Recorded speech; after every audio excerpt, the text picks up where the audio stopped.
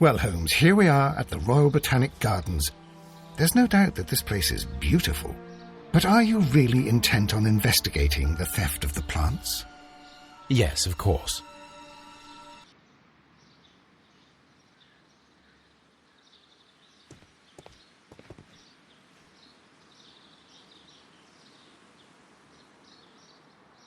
Don't touch anything else, is that clear?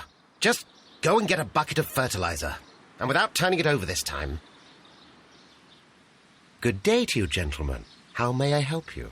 If you are here for a visit, please do come back on Sunday. I am afraid that it cannot wait. My name is Sherlock Holmes, and this is my friend and colleague, Dr. Watson. We are investigating the theft of plants that took place here 5 days ago. A remarkable collection, I believe. So you're the one in charge, eh? A small favour for a friend. Now, to whom do I have the pleasure of speaking? I am Martin Hamish. I am the Deputy Director of Kew Gardens, and that fellow yonder is Albert. He works here. I am delighted to meet you. What can you tell us about the plants? They were rare and exceptional plants. We presented them at our last exhibition. We haven't removed the stand yet. It is still in the large glass house. We only learned of their disappearance the evening after the exhibition, and nobody saw anything. No doors were forced? No, but I would imagine that for a thief it would be fairly easy to gain entry, for there are no guards here. Well, if you don't mind, we will take a look. Now, you say that it is in the large glass house. Yes, the one just behind me. Just a second, since Albert has nothing else to do. Albert, show these gentlemen where the exhibition was held. How many people work here? Only myself, but occasionally 2 students, Albert, whom you have met, and Miss White.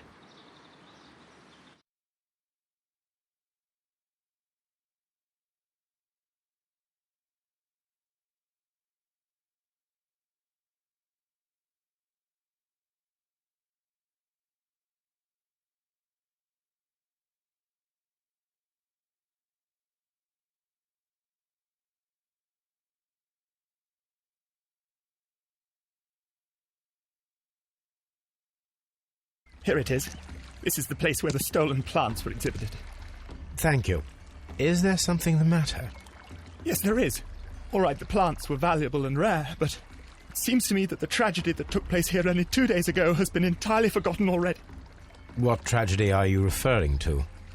The director of Kew Gardens, Mr. Montague Dunn, he died here just 2 days ago. We're very sorry. We were not aware. The two of you were good friends?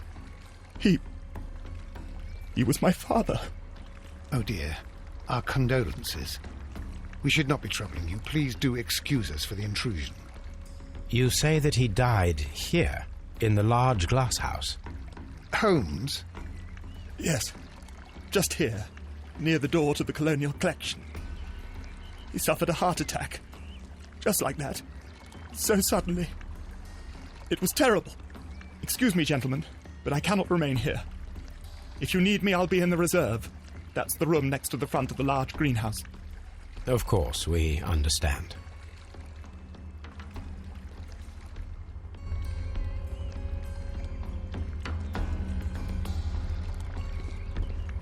The plants were here. All of them were stolen.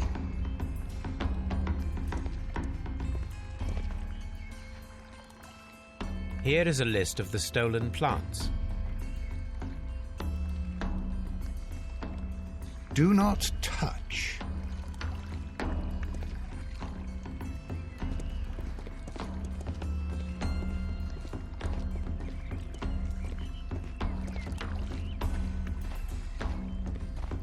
According to Albert, this is where his father, Montague Dunn, was found dead.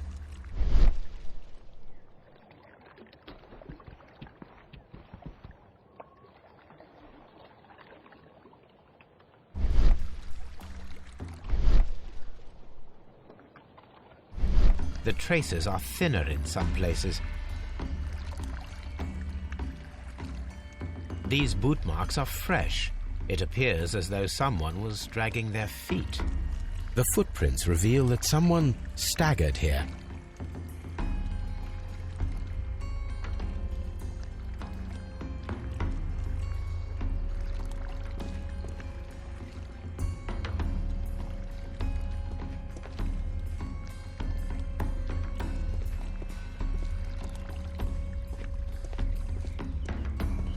These trees, with their roots in water, must originate from Louisiana.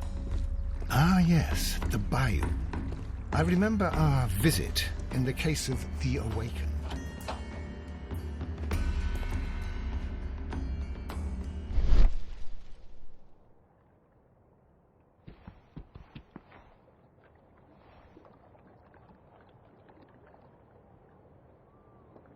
The esconsson was breached near the handle. Very strange. Half of the colonial collection is absent. The smell is strong. It is a detergent.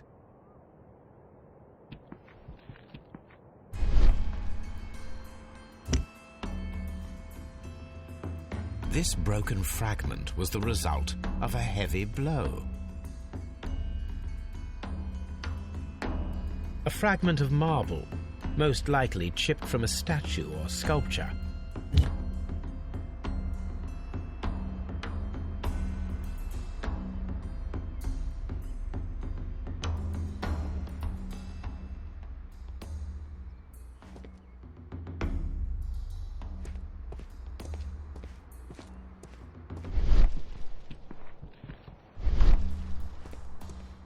These plants come from all the territories of the British Empire.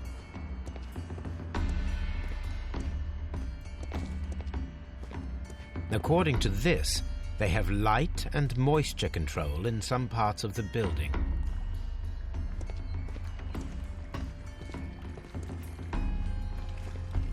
This sign is broken. Something heavy was dropped upon it.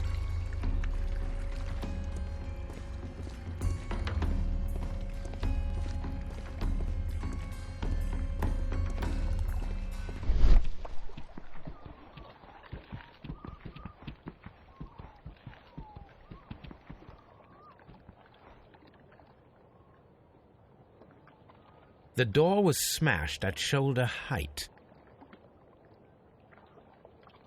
This door handle is new. It was recently changed.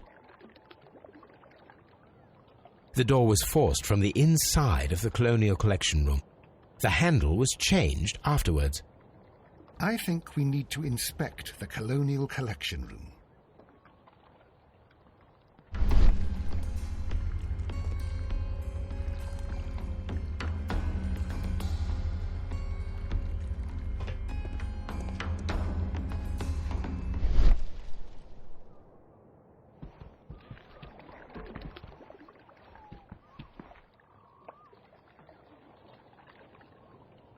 Soil. It should have come from a flower pot. The soil on the side of this flower shelf is the same as that on the ground. Fragments of a flower pot. It fell down here.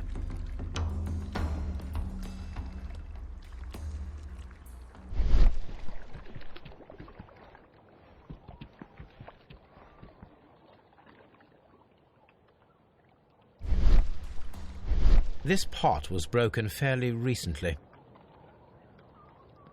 A flower pot recently fell down from these shelves and was misplaced.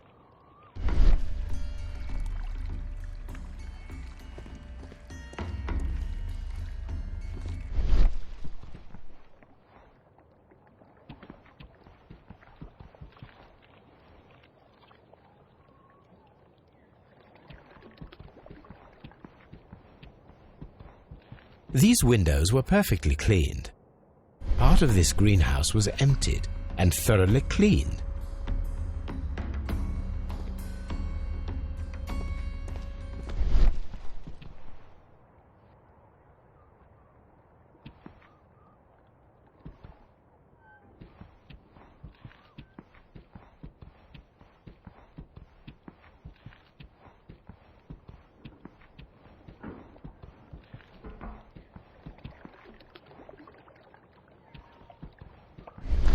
What should we do next, Holmes?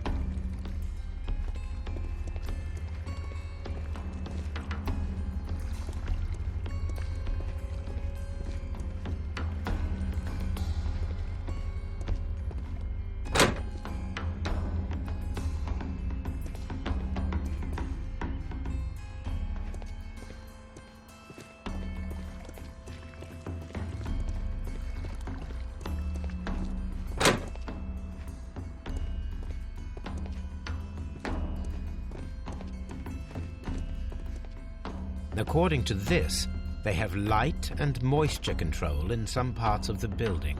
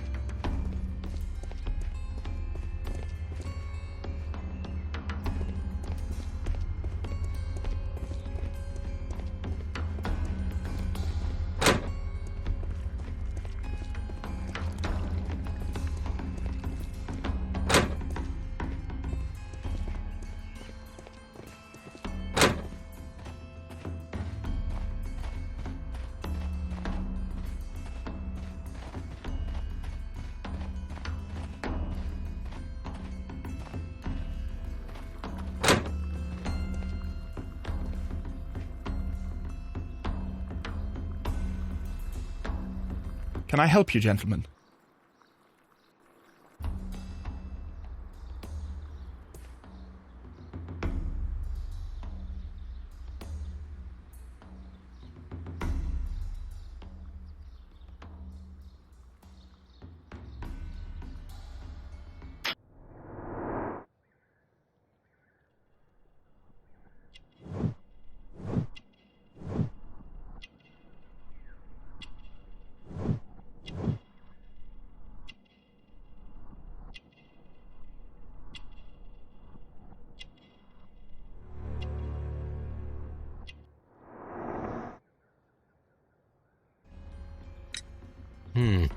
Do you work here? Yes, but part-time only, for I'm also studying botany at the University of London. You're following in your father's footsteps, then. That is commendable. Well, even if botany is not my strongest suit, there are people who say that I could be a good manager. Thank you, young man. We shall see you again soon.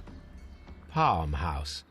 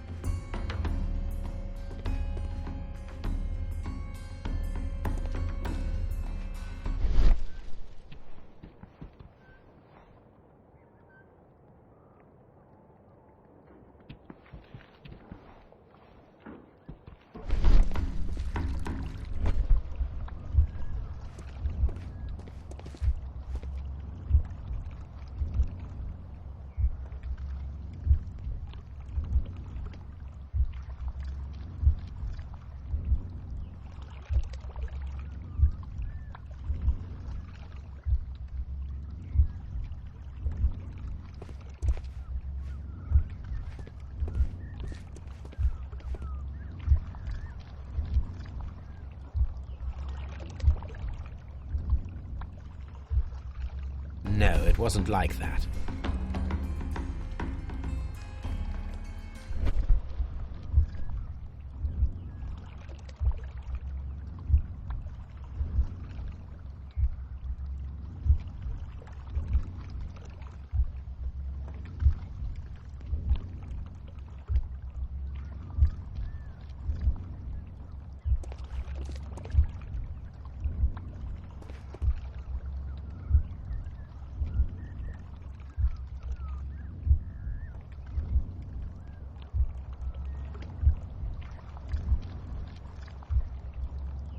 No, it wasn't like that.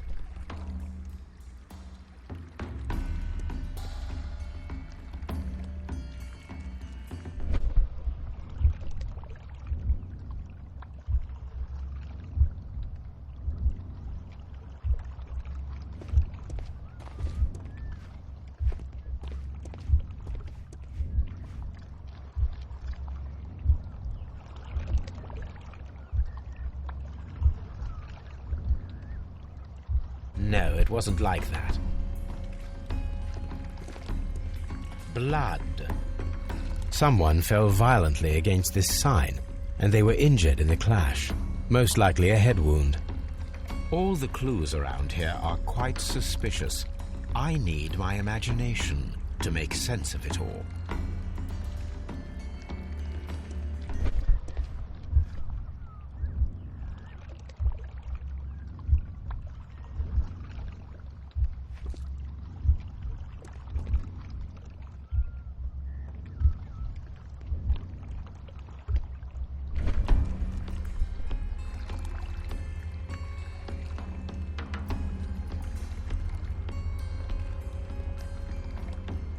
This reconstruction reveals a disturbing fact.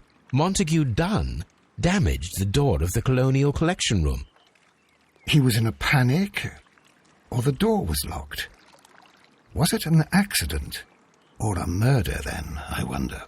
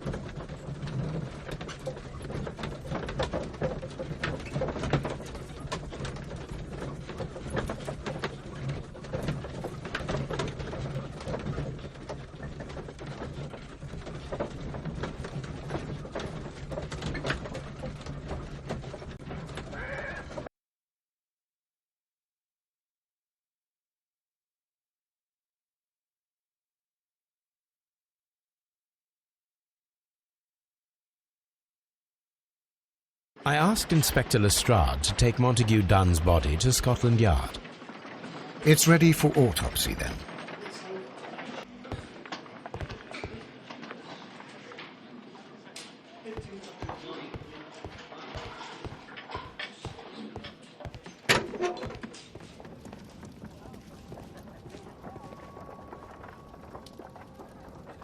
A beautiful feather pen of a good make.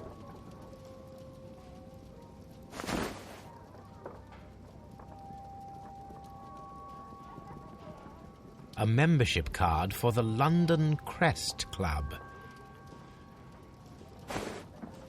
This watch is of great value.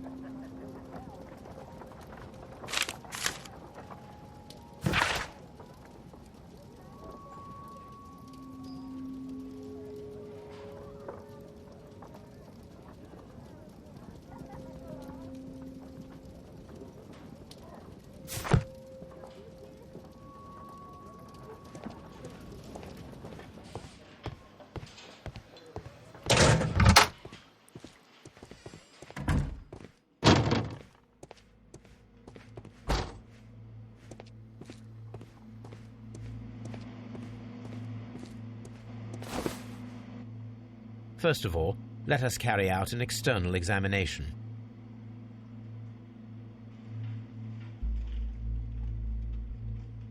There is an injury to the skull, most probably caused by the fall in the water lily greenhouse. The vessels and the pupil of the eye appear quite normal. The air from the lungs carries a faint floral aroma.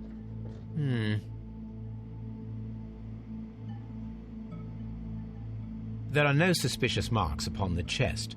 Let us finish our external examination so that we can proceed with the autopsy.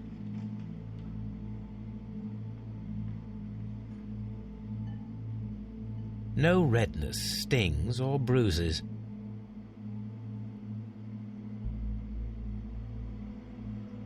Nothing suspicious here. Now, let us examine the internal organs.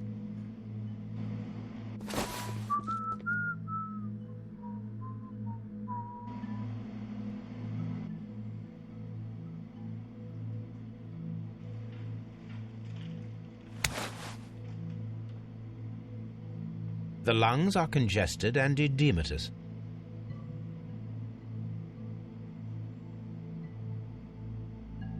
The tissue on the inferior lobe of the right lung is damaged, most probably caused by toxins from an unknown plant.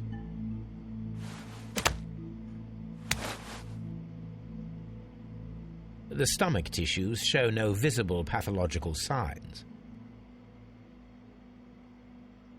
There is a small amount of content. It appears that he breakfasted lightly, only a short while before his death.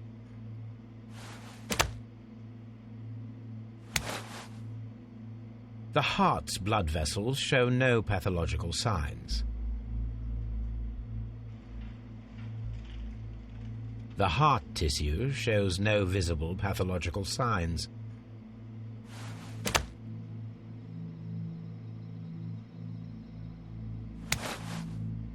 The liver is enlarged. It would seem that he was suffering from an alcohol addiction. The liver tissue is brown. There are no visible pathological signs.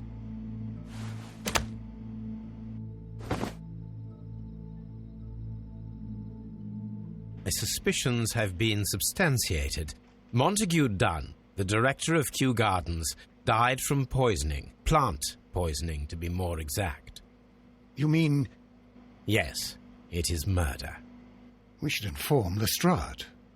Yes, but do remember, Watson, that I discovered the murder. The challenge is mine. The challenge, Holmes?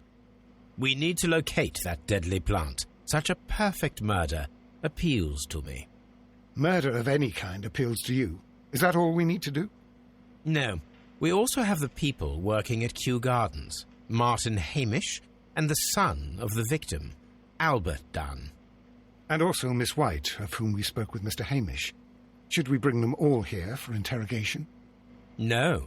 A few innocuous questions at Kew will suffice, as well as a discreet delve into their personal affairs. Yes, Watson, it is time now to open the doors. Even those in the staff building? I suppose that is necessary. We should also be concerned with the victim himself. After all, we don't know very much about Montague Dunn. You're enjoying this already, aren't you? More than a little.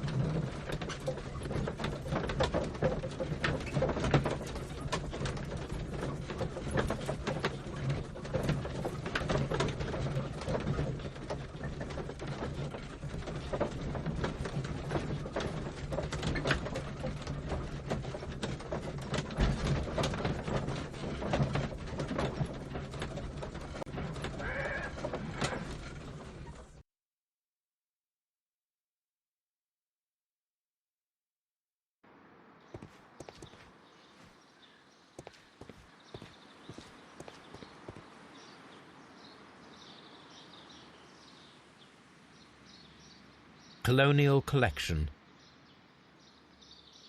Water Lily Greenhouse. Palm House. Director's Office, Cloakroom and Laboratory.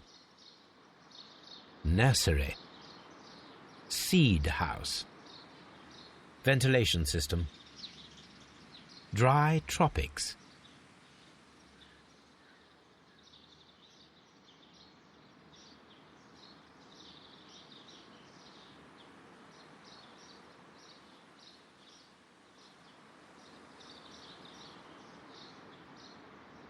A map of Kew Gardens.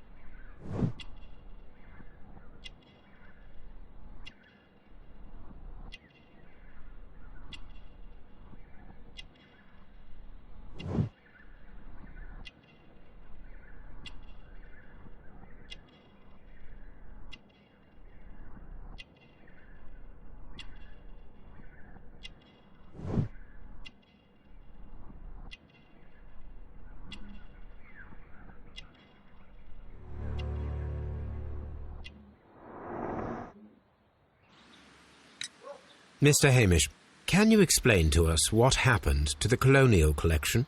It seems somewhat depleted. But, most likely maintenance work, tidying up. You're not sure, then?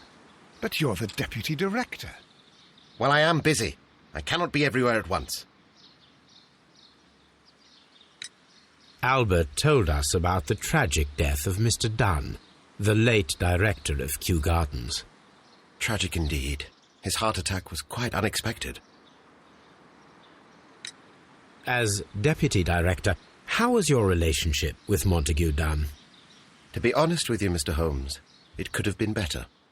You see, every Tuesday he would carry out his inspection of the gardens, but it was solely to make an impression, great pretense that he cared at all. He would give out absurd orders, ignoring anyone else's opinion. He would then disappear for the rest of the week. He was what some might call a man of action.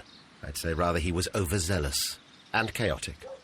So after all, it was no wonder, perhaps, that he ended up like that, if you take into consideration his kind of lifestyle. You mentioned that Mr. Dunn led a particular lifestyle. Well, it's no secret for it. That and... And? He had an eye for the ladies, to put it mildly, Mr. Holmes. What is your opinion of Albert as a student of botany? He's useless. I often tell him so, and I can only give him cleaning tasks.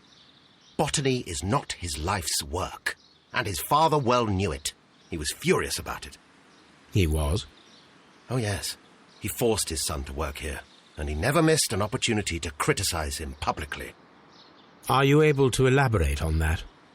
Well, for example, with our last exhibition here, Mr. Dunn had Albert make a presentation speech.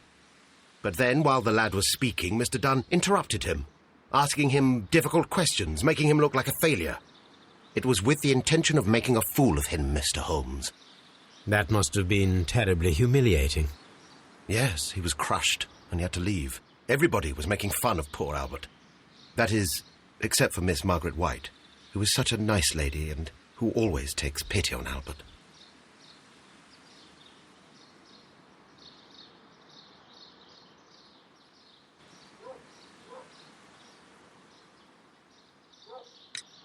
You mentioned a Miss White. Would you tell us more about her? She is a student who works here part-time. She is quite charming indeed. She possesses a great talent for botany. You should take a look at some of her experiments that she carried out in the laboratory. Ah, if only she were not so naive. Why naive? The way she used to flutter around Mr. Montague Dunn. And he couldn't help but be flattered by all her attention. How could an intelligent woman such as Miss White not see through his game? I can only scratch my head and wonder. Tell me, Mr. Hamish, do you grow the more deadly variety of plant here? You mean insectivorous? Yes, but nothing larger than that. Thank you, Mr. Hamish. We shall continue our investigation.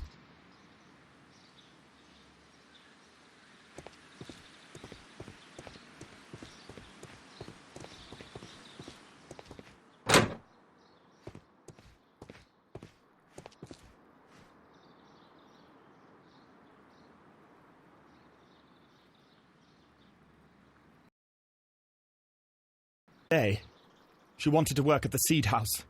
That's the small greenhouse across from the large glass house.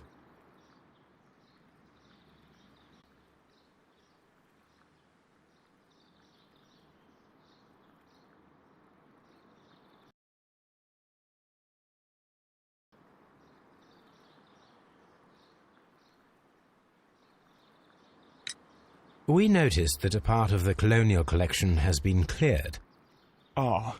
At the moment, I'm just dealing with the storage room. I don't know much about the other rooms. I imagine that your relationship with your father may have been a strained one. Yes.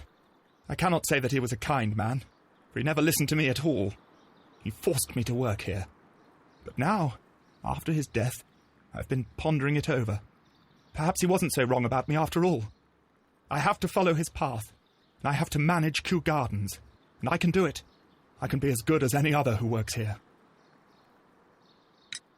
Would you please tell us about Martin Hamish, the Deputy Director? Well, I have to tell you that Mr. Hamish is not and has never been the Deputy Director of Kew Gardens. My father would not have tolerated it. Indeed? That is most interesting. He told us that he was. Yes, because he believes that the management should be passed down to him now that my father is dead.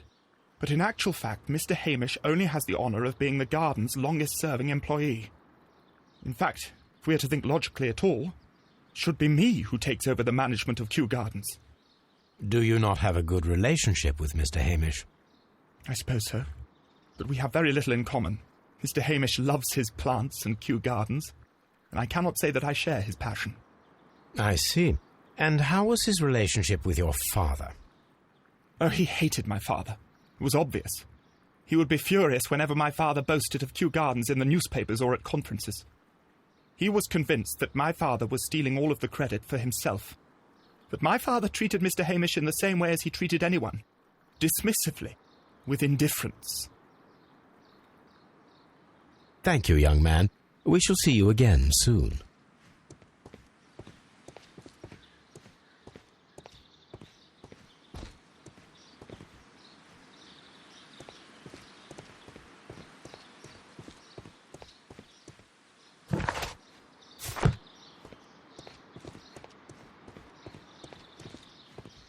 Locked.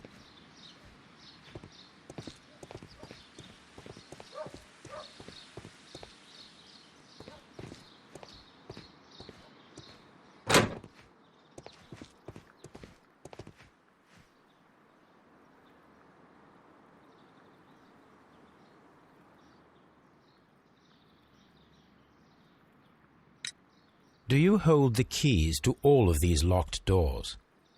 Yes, you can have them. But I cannot give you the keys to the cloakroom.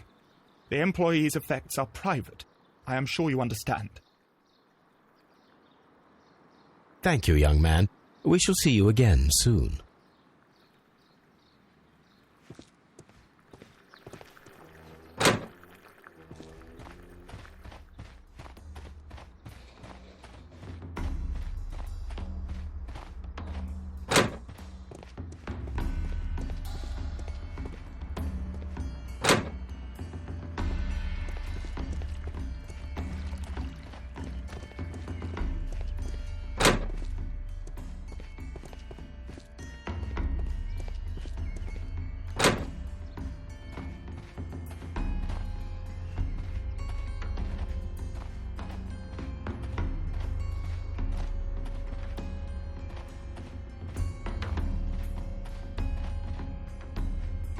These flower pots are beautiful.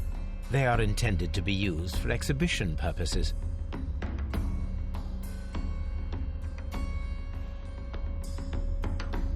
The symbol is not from Kew Gardens.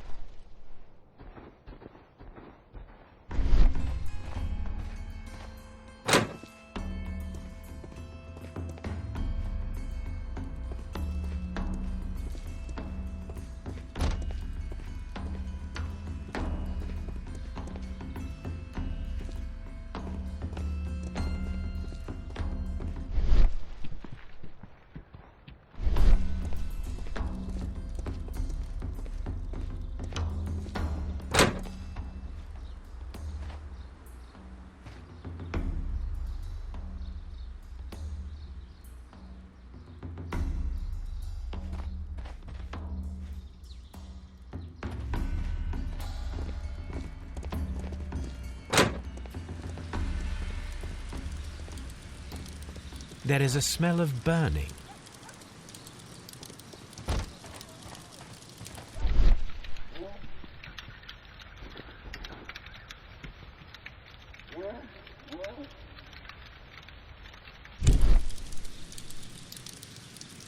The symbol is not from Kew Gardens.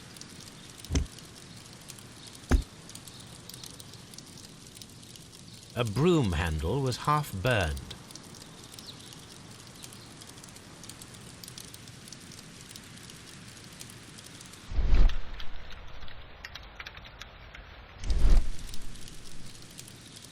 The remains of a picture frame. A door handle? Why would anyone throw such a thing in the fire? The door handle to the colonial collection and that of the fireplace are made of the same material.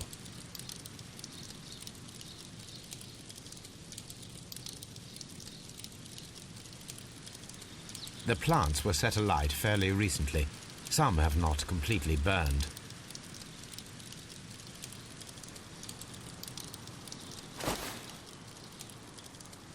A protective mask.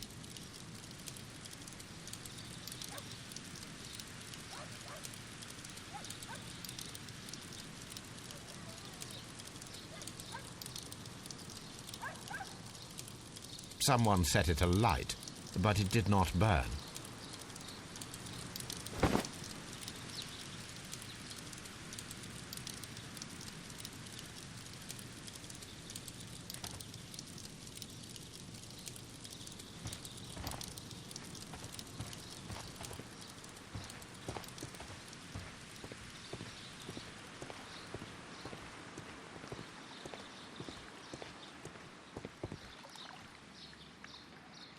Look, Holmes, this charming lady must be Miss White. She's entering the seed house.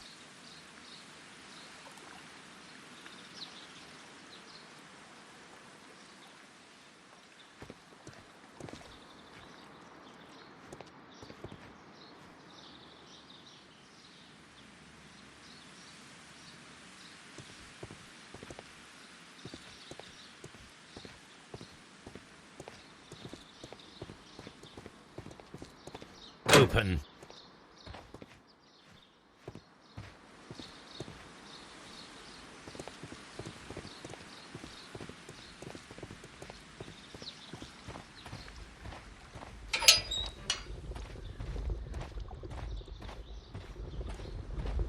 A ventilation system.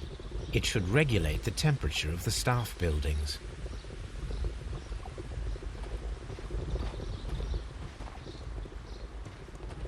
A ventilation system. It should regulate the... A ventilation... A water tank.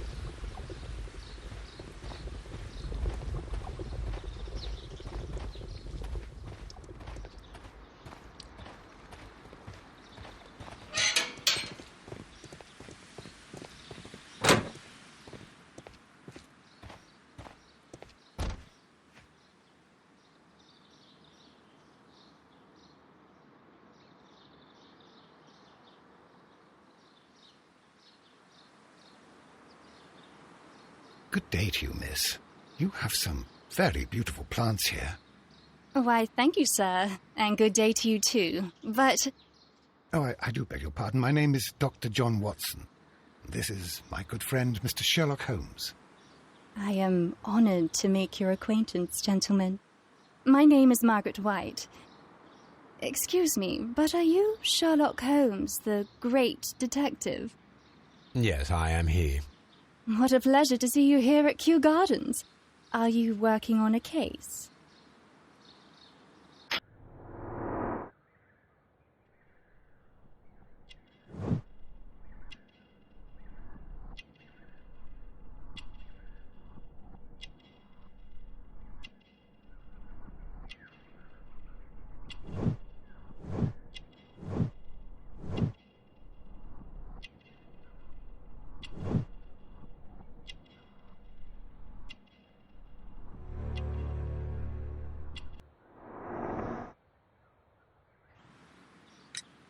Yes, a theft of plants that took place here a few days ago after their most recent exhibition. Oh, yes, of course. I quite forgot about that. Oh, it's quite understandable that you might forget about the theft of the plants, miss, after the tragedy that took place here. Yes. The director was a truly good man. It is such a terrible misfortune. Would you happen to know why part of the colonial collection was cleared? No, I have never been there. Do you work here? Part-time only. I am a biology student at the London University. I attend the same classes as the son of Mr. Montague Dunn.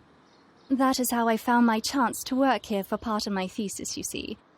It is a great honour. How well did you know Mr. Montague Dunn? He was a master, a great leader. I saw him almost as a spiritual father. He had an exceptional nature? Oh, yes, indeed. He was always so active and so optimistic and very nice to me, although he could behave harshly towards his son. Why so? He loved his son dearly and wanted the very best for him. It made him extremely demanding.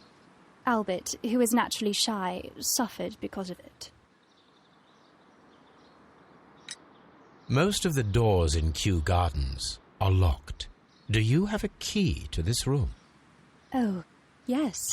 Albert gave me a set of duplicate keys. He agreed I might carry out my studies without disturbing him. It is only temporary. Thank you, miss. None of the 3 people who work at Kew Gardens know why half of the colonial collection was cleared.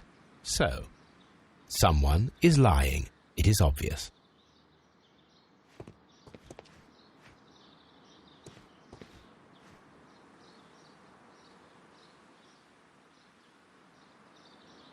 These leather gloves are new and of good quality. They do not appear to have been used.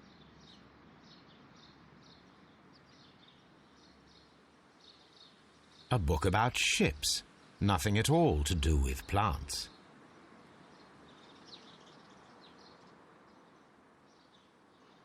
Materials for college study.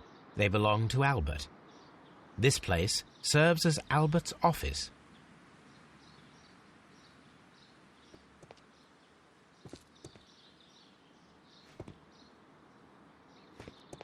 From here, we are unable to see the interior of the colonial collection room. This is one of the outlets of the ventilation system.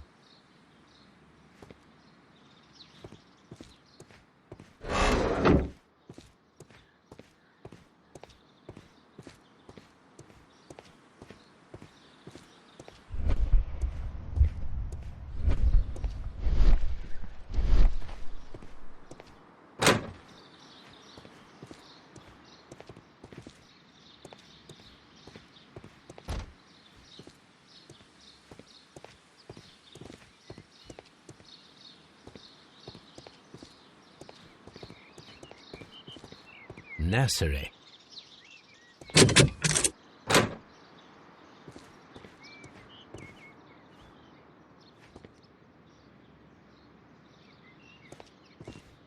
The seeds of plant species are stored here.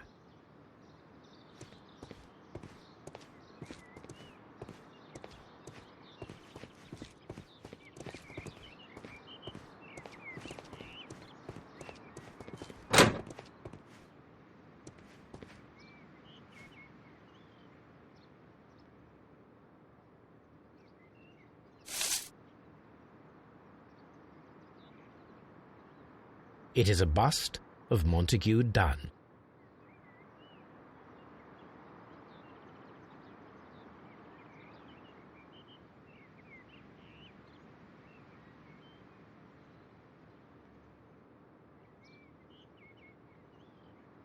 I am curious if the marble that we found will fit this place. Here it is. The marble fragment that we found in the Colonial Collection Room is what they have in common.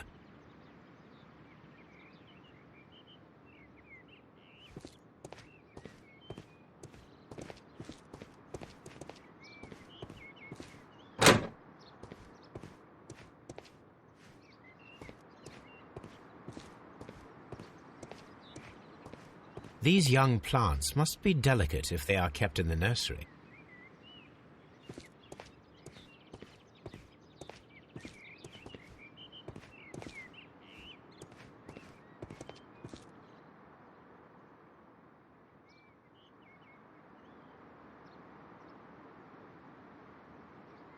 A glasses case.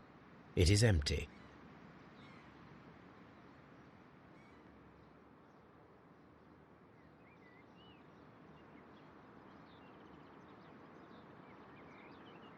A thesis, written by Martin Hamish.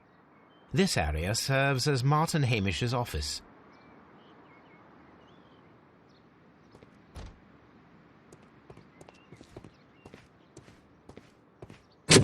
Locked.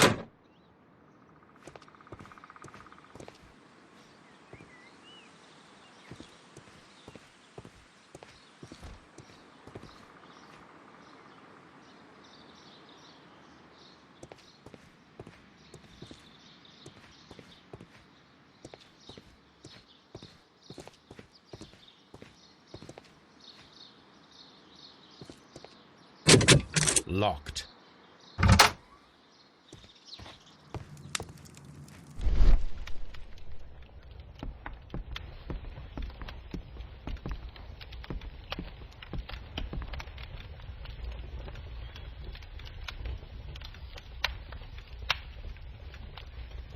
There was a bottle here. It left behind a trace of the substance that pervaded the laboratory.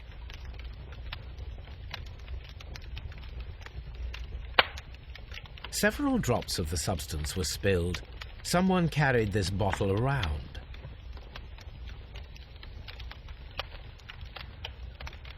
Gold dust? Good heavens. What's it doing here?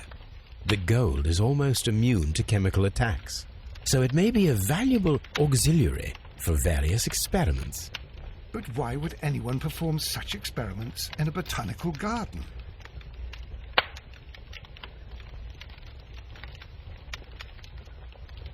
Several drops of the substance were spilled. Someone carried this bottle around.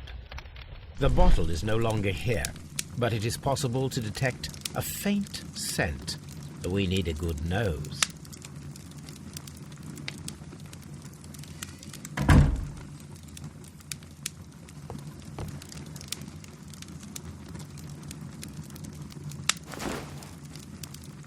A botany book. This student's book belongs to Albert.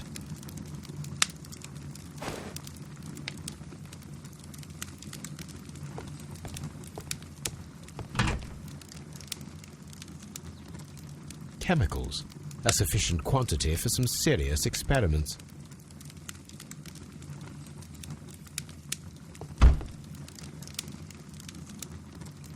A phonograph used for voice recording. Remarkable. Yes, this is quite a modern laboratory. And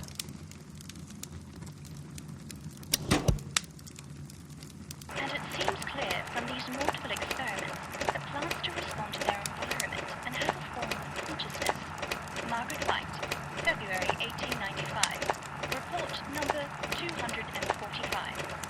study report.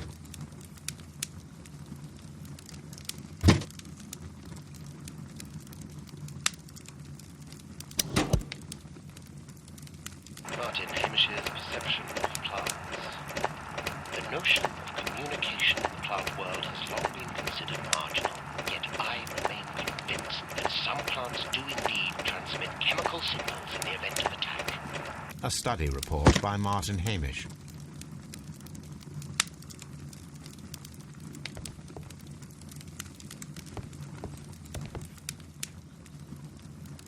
This is a table for experiments.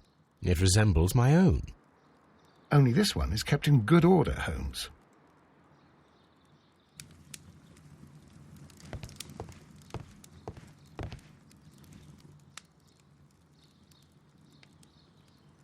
It appears as though the protective equipment is missing from here. Gloves, waterproof aprons, everything one might need for self-protection. Do they grow dangerous plants here?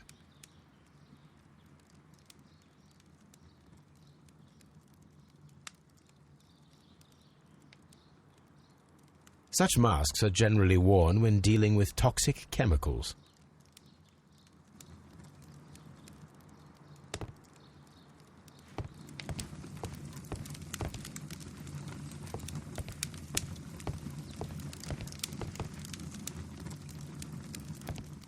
Locked. Holmes, Albert Dunn didn't give us the key to this door. It does not matter. We will open it.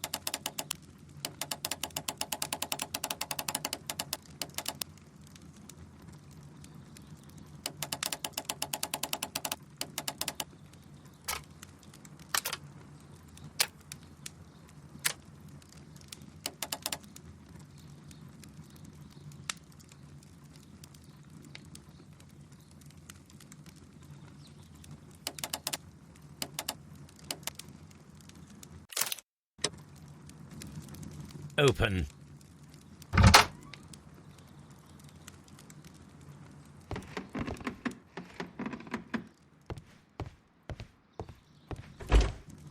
Martin Hamish's locker.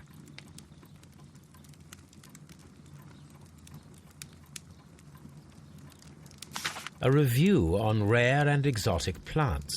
Martin Hamish has written several pieces.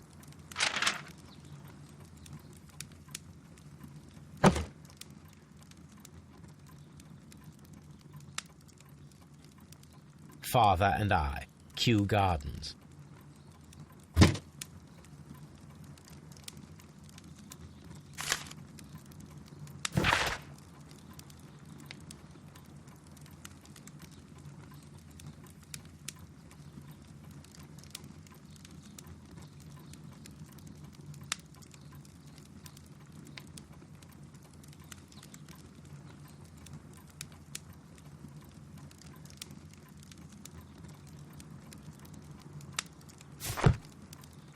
Martin Hamish studied chemistry. Interesting.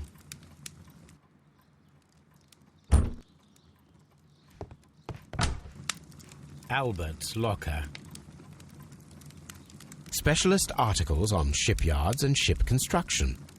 Albert Dunn has a great passion for shipbuilding and the sea.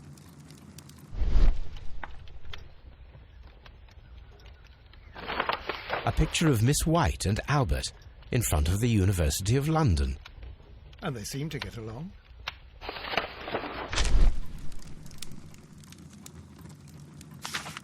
A rejection letter from the British Royal Naval College.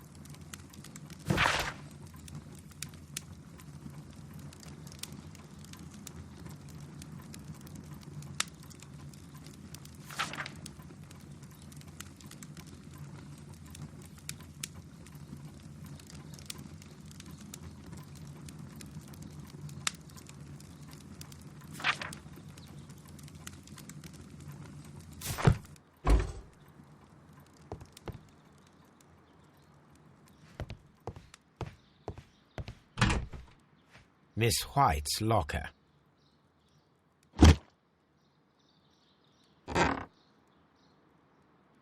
These jewels must be worth a small fortune. Apparently, Miss White is a capable student. A draft of the letter that Miss White sent to her parents.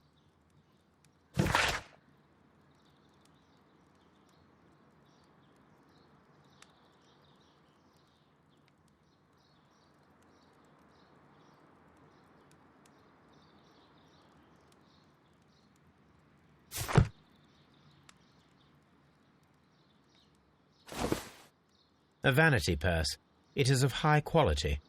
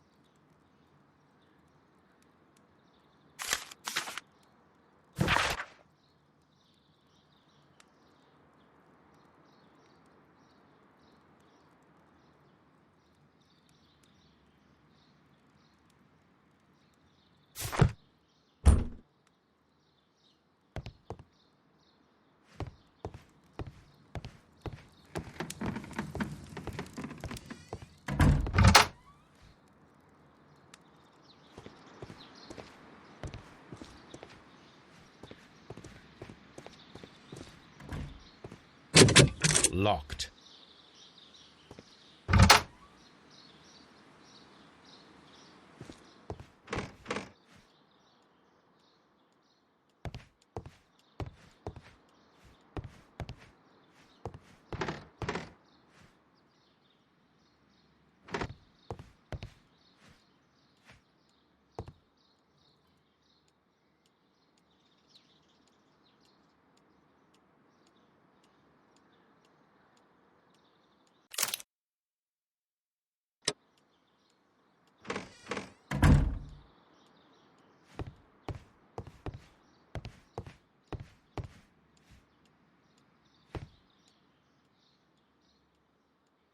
French wine, a remarkable vintage. Champagne. Montague Dunn had good taste.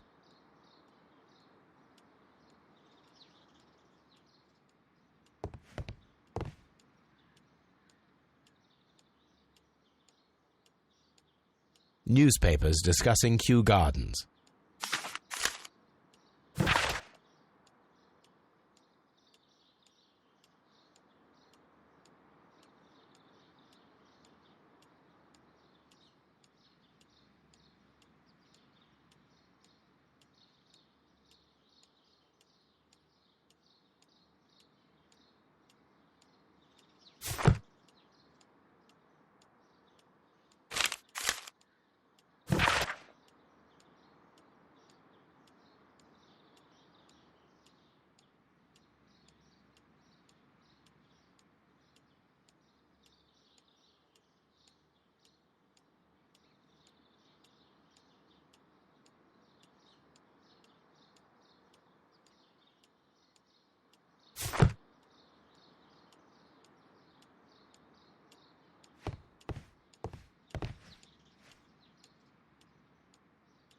a photograph of Montague Dunn and Reynold Hamish.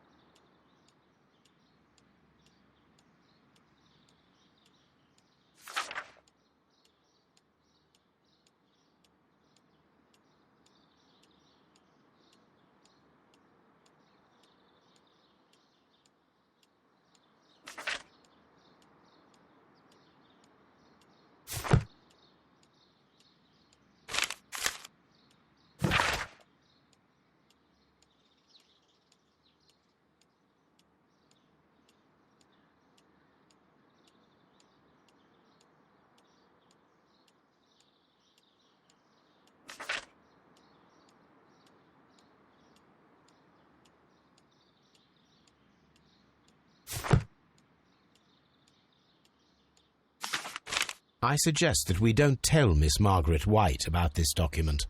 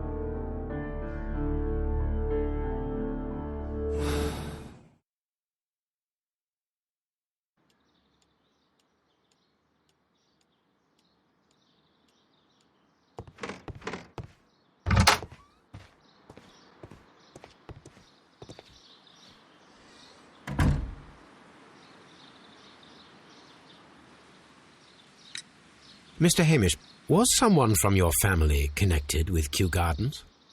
Family? No. I'm the only one with a passion for botany.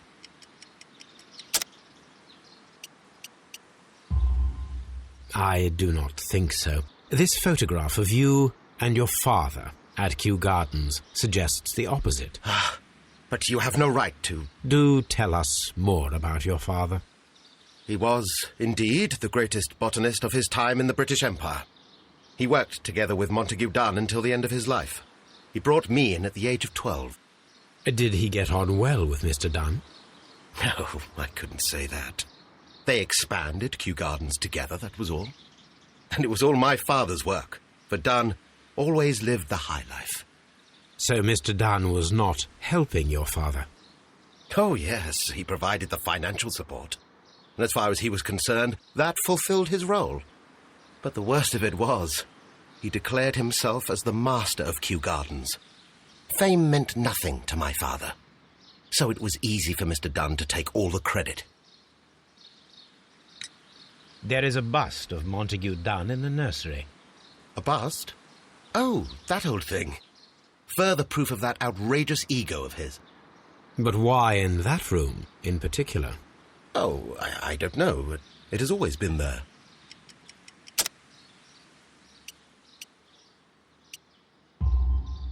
It is strange, because I recovered a fragment of the bust inside the Colonial Collection Room. Really? Oh, well, so I am mistaken. It ought to have been removed during the clean-up. This room is so small. Do you know who moved it? I have no idea. Surely Mr. Dunn requested it. Do you have any more questions like this? Because fragments of rock are not my responsibility. Evidently. Thank you, Mr. Hamish. We shall continue our investigation.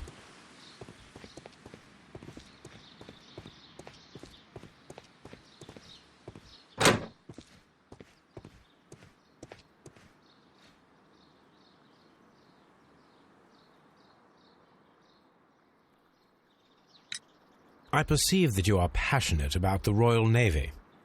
Passionate? No, not really. I like ships, that is all. Are you quite sure? You do not seem to be so interested in plants. It's difficult, that's all.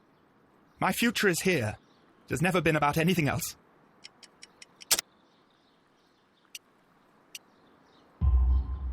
And yet I know that the Royal Naval College rejected your application.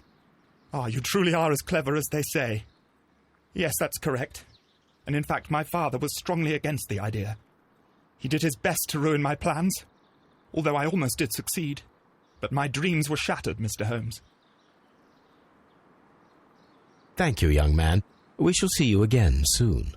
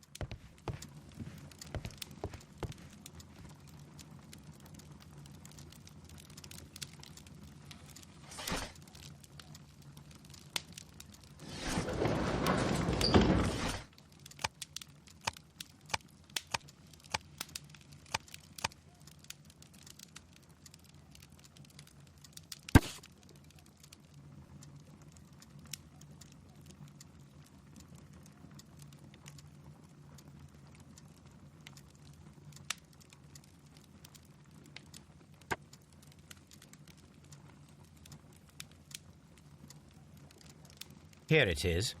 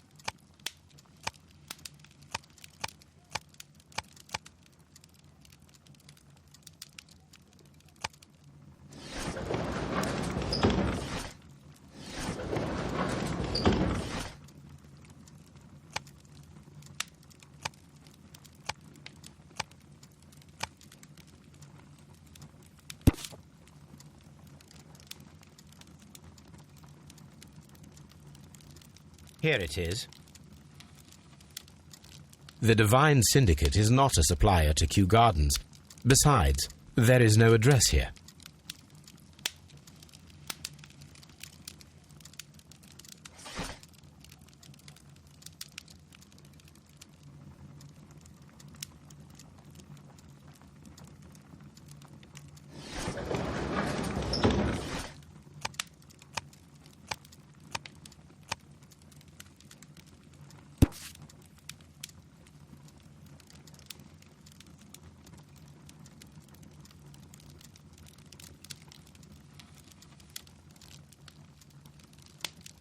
Here it is.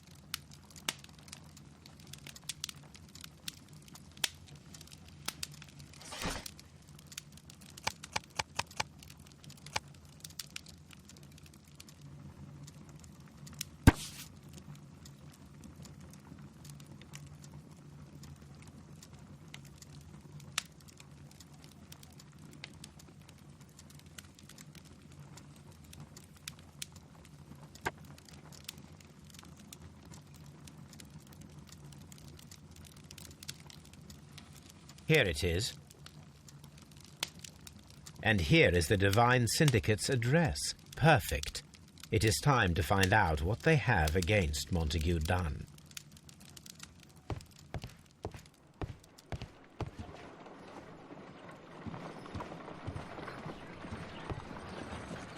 Come on, Toby.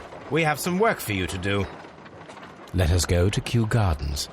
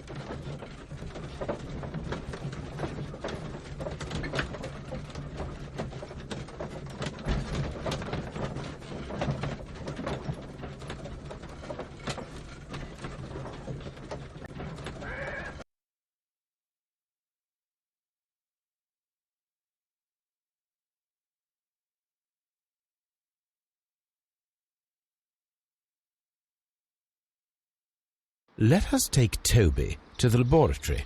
He will pick up the scent of this mysterious substance.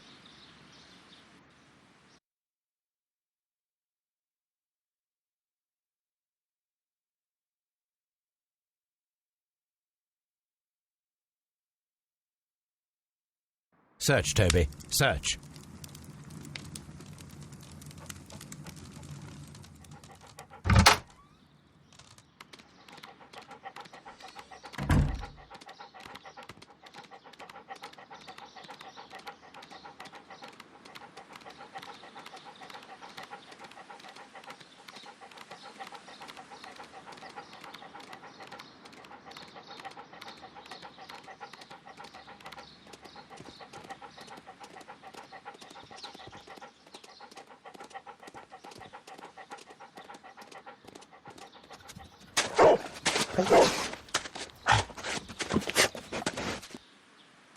Congratulations, Toby. Now let us see what you have found. This is the bottle that was used in the laboratory. It was buried here. There is still some liquid remaining in the bottle, with gold flakes. A tiny caterpillar. Not surprising to see one in a garden, but at the bottom of a bottle.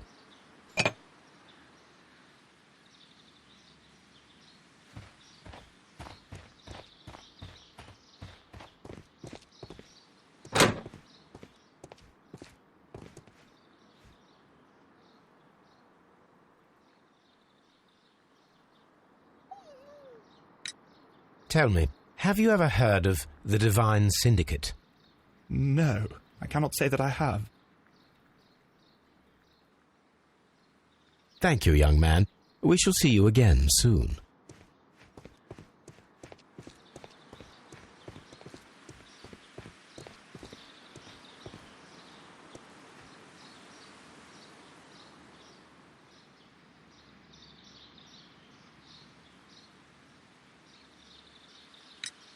Are you aware of the Divine Syndicate?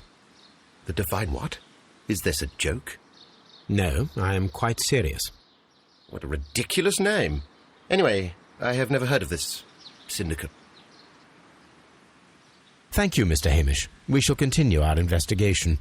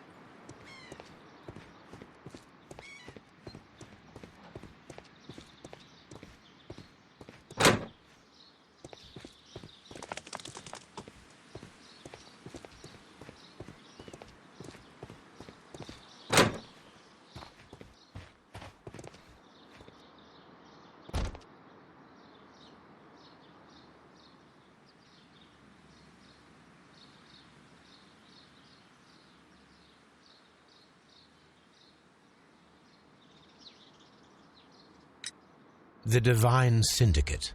Does that name mean anything to you, by any chance? Not at all. But it is a very pretty name. Thank you, miss.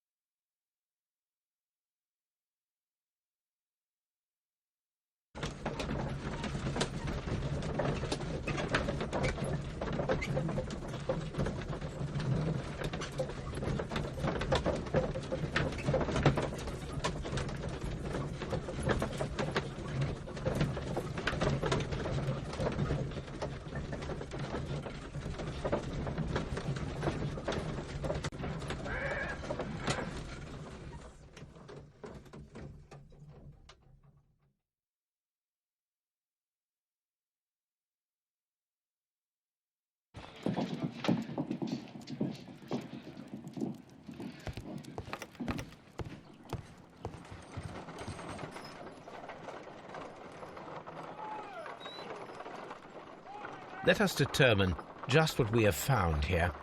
Let us pour liquid from the bottle into a test tube to perform an analysis.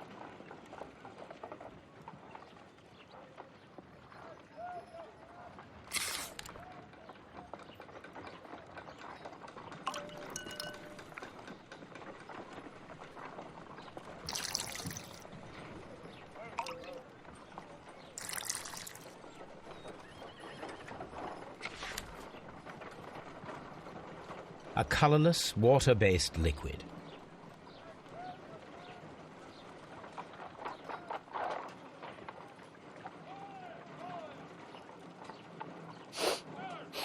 Quite a strong floral aroma. Holmes?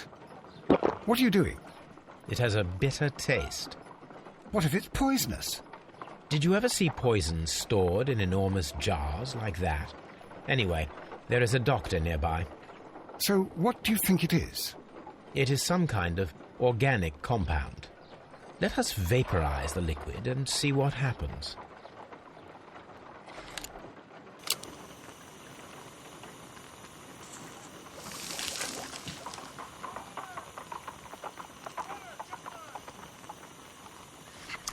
Small colourless crystals.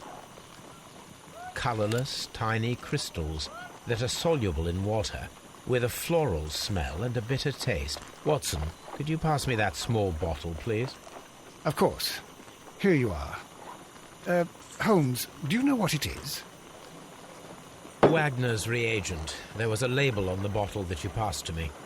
No, Holmes, I meant the bottle that we found. Let me add the reagent and see if there is any sediment, and then I shall tell you.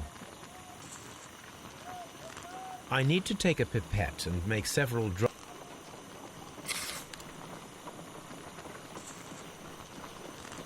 I need to take...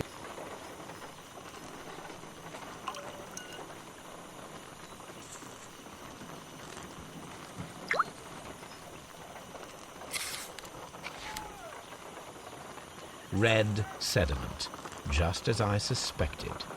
This liquid is of organic origin. It contains some alkaloid. Most likely it is unstable, and that is why there is a quantity of gold dust to prevent contamination. This mixture is probably a fertilizer. Someone was carrying out unusual experiments in the garden's laboratory.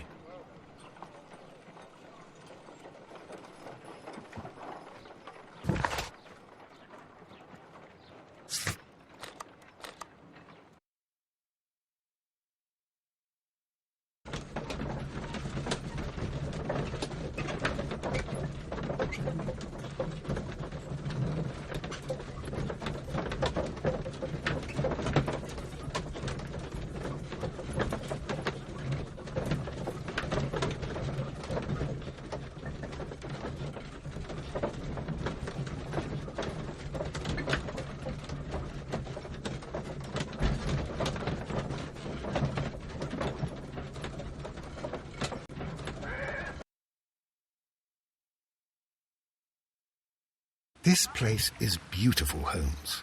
Its atmosphere is remarkably soothing. Let us find someone who could help us.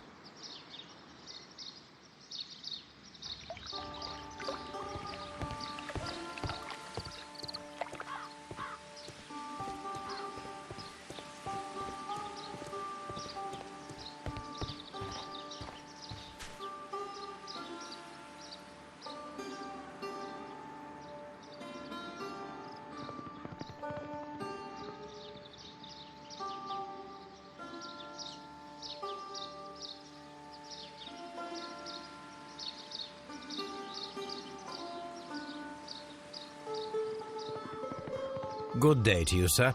My name is Sherlock... I am exalting the sap. A while can you wait? From the trace of elements and, moreover, from the quality of the ambient geotropism it depends. Therefore, please, mind my gravitropism. Its balance. Do not disturb. Disturbed is most definitely the word. There. Completed is the symbiosis. Welcomed you are. To introduce myself, I shall. I am the Green Grand Mystic. The Green Grand Mystic? Himself? This is me. Who am I speaking to? We are two gentlemen who are extremely interested in the vegetation philosophy that is advocated by this establishment. Listening to you, I am.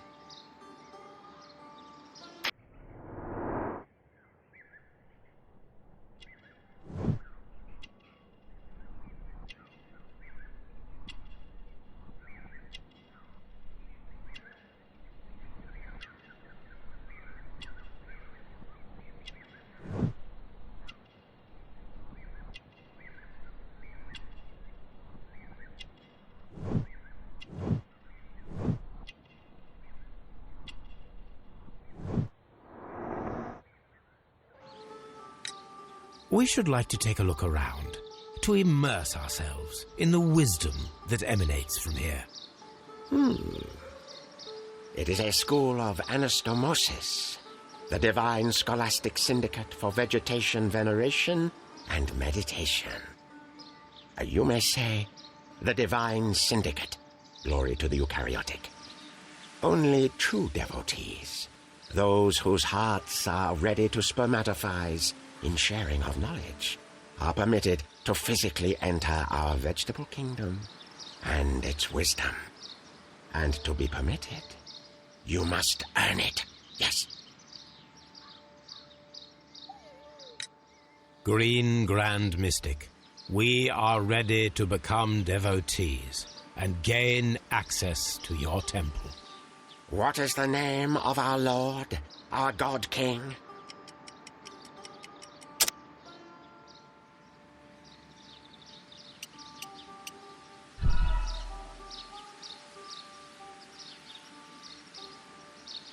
Green Grand Mystic, we...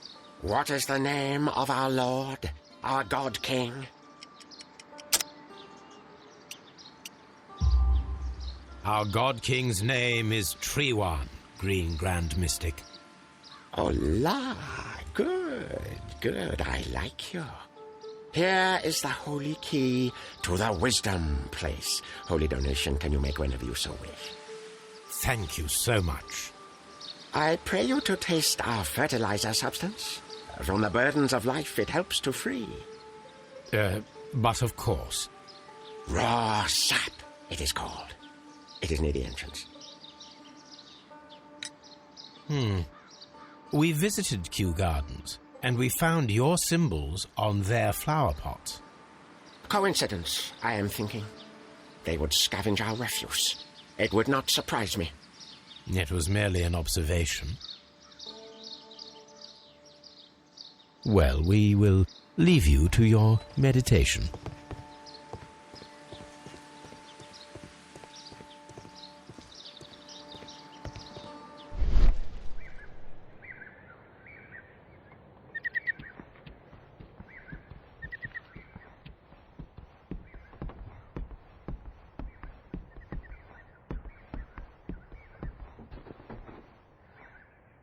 A fragment of a flower pot.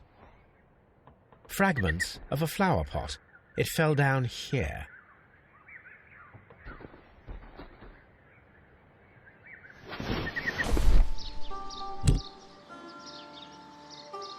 The Kew Gardens symbol.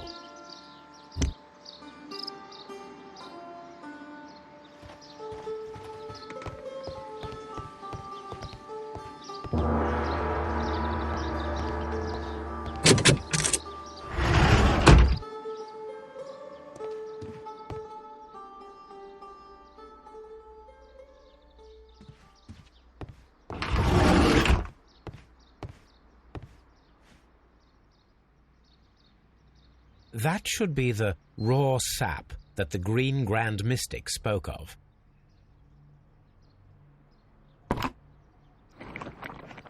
It is rather delicious, and of an excellent quality. My word, Holmes. Their sap is like a form of cocaine.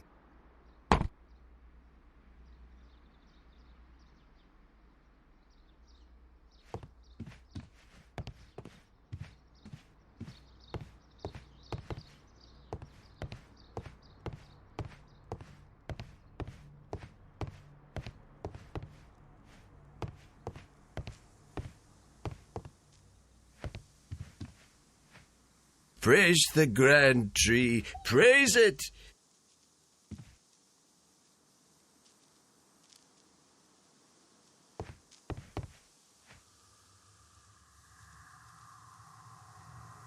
This must be Trewan, the Divine Syndicate's god.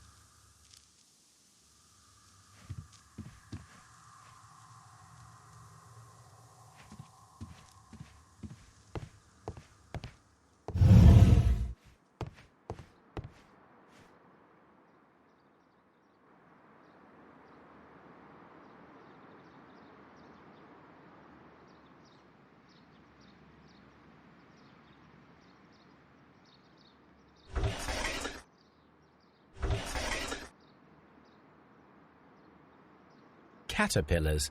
They are raised as food for certain plants. Let's take them.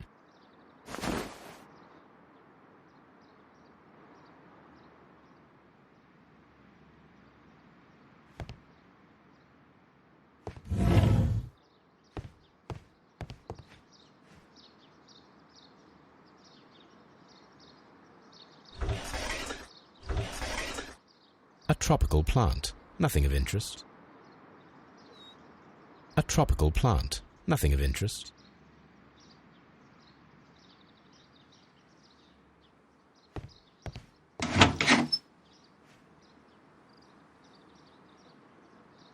These 3 plants are identical to the ones shown at the exhibition. I shall take them.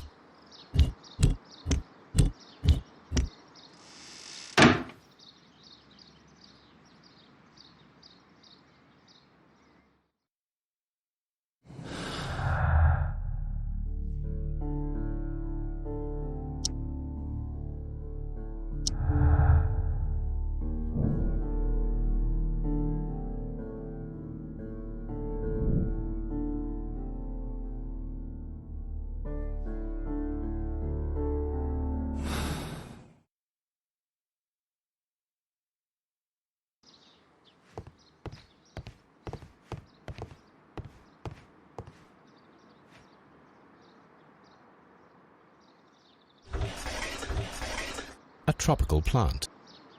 A tropical plant. Nothing of interest.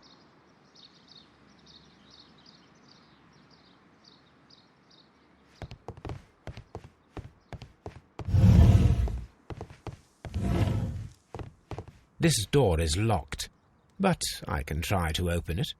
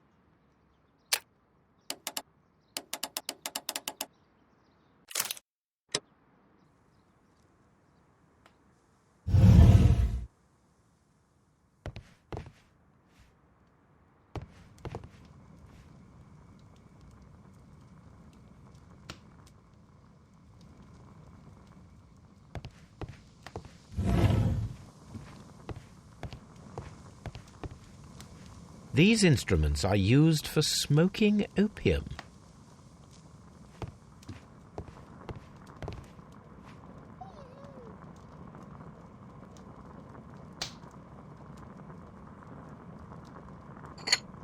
This substance is an alkaloid, the same as in the bottle we found in the bushes at Kew Gardens.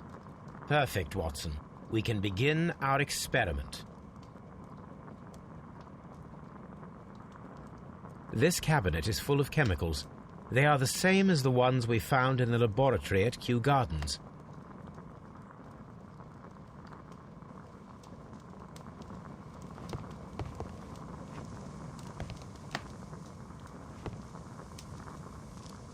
A vast amount of opium.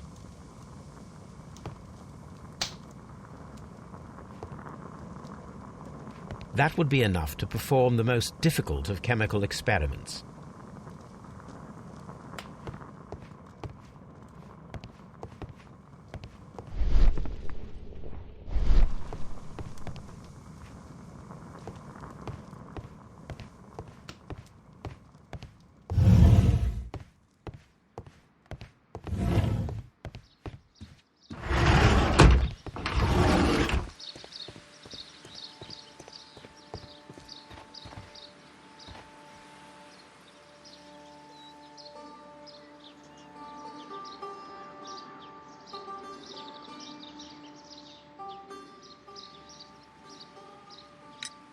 Do you have friends at Kew Gardens?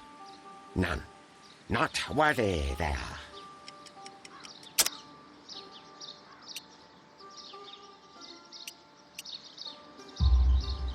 Nevertheless, we have seen Kew Gardens flower pots in your yard. How could they happen to be there? What? Our sacred place you permitted yourself to search. Sacrilege. Oh, really now?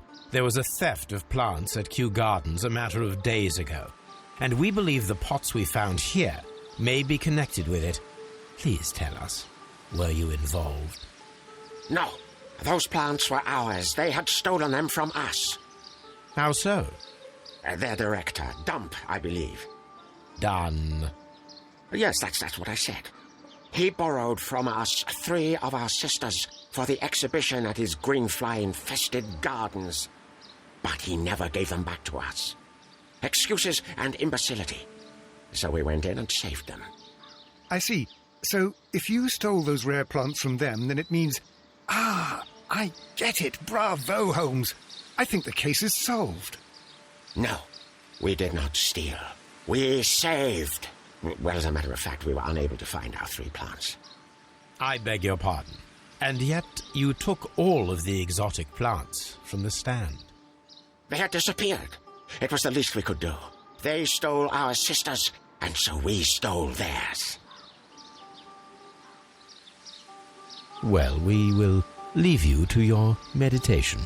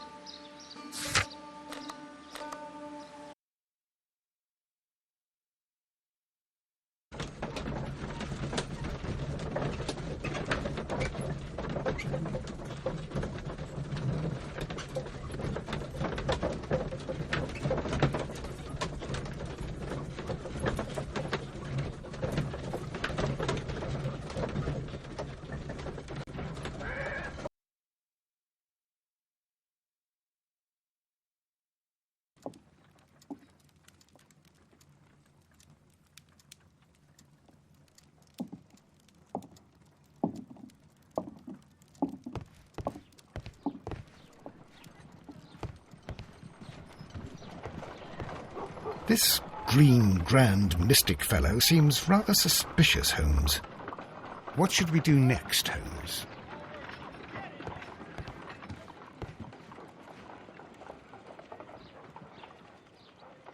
I imagine that one of these plants would be capable of releasing a toxic vapor. I need to find out exactly how it could be done. I shall begin now. Watson, if you are at all optimistic to have dinner this evening, then I'd recommend that you put on the gas mask.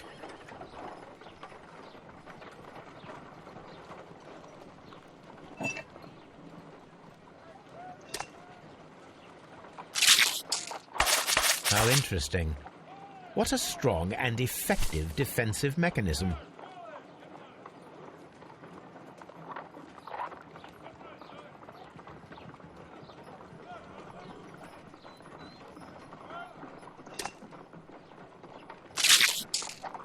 I find the behavior of predators utterly fascinating.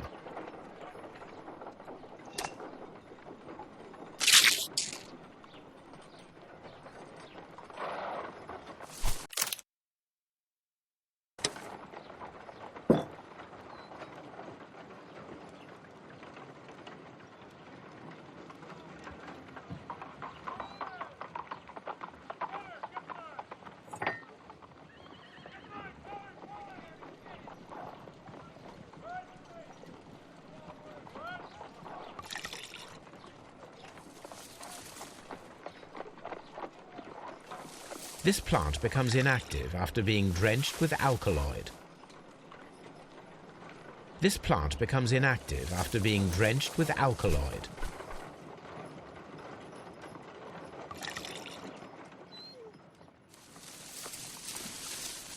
It appears to open after being soaked with alkaloid.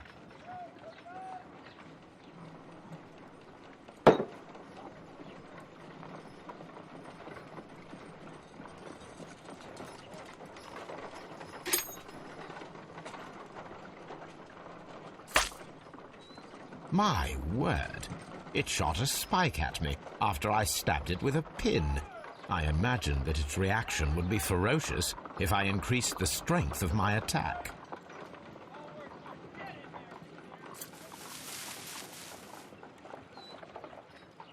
It appears to have fallen inactive after being disturbed.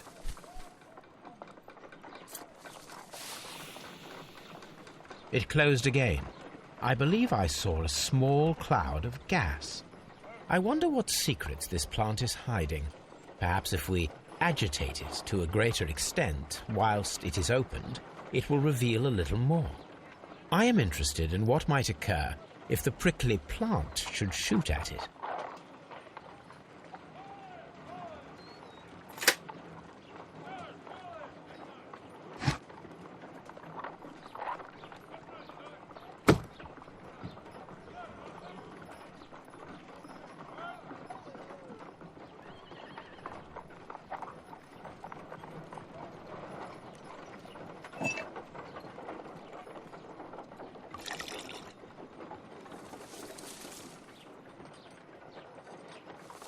This plant becomes inactive after being drenched with alkaloid.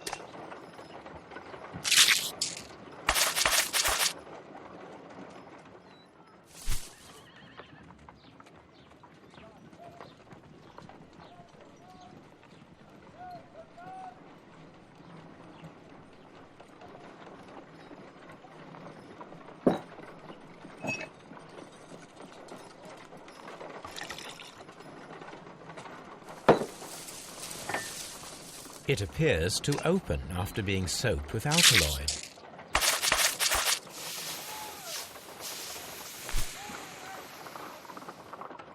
Toxic gas with spores. Extraordinary.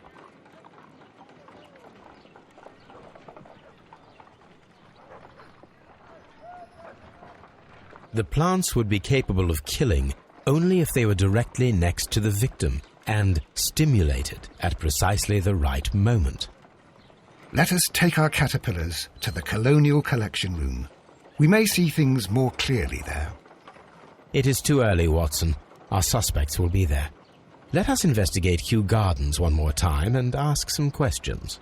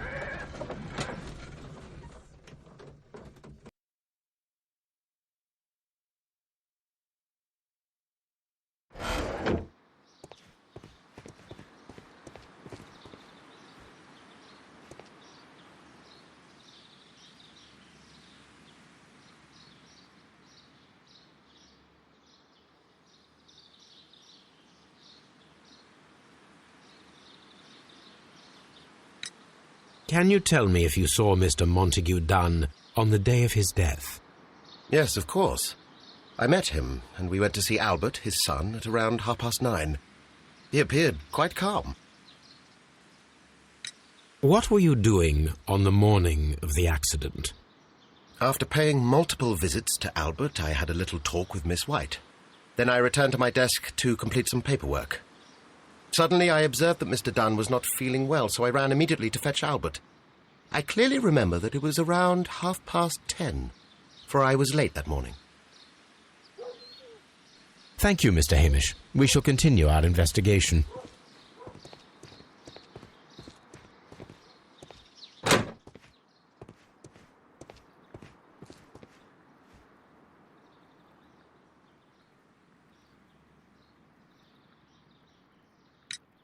Your father's death does seem highly suspicious. What were your movements here on that day? Suspicious? Well, I was working in the seed house, taking care of Lysa something, or Lear Pontus, or... No, wait. These Latin names. And I spent so many hours trying to memorize them. Did you see your father that day? Yes. He came here with Mr. Hamish for his weekly visit. There was nothing unusual about that. And then? Nothing. They stepped out to the backyard. It was perhaps 20 minutes before 10 o'clock. Then about 10 minutes later, I saw my father heading for the dry tropics room while Mr. Hamish returned here. And Mr. Hamish and Miss White, what were they both doing that morning? Mr. Hamish visited me a couple of times. I also saw him returning from talking with Miss White, and that was at 10 minutes past 10. But then he ran back here to me to tell me that my father was feeling unwell. We hurried across to the water lily room, and I found my father lying dead on the floor. Oh, my God. Thank you, young man. We shall see you again soon.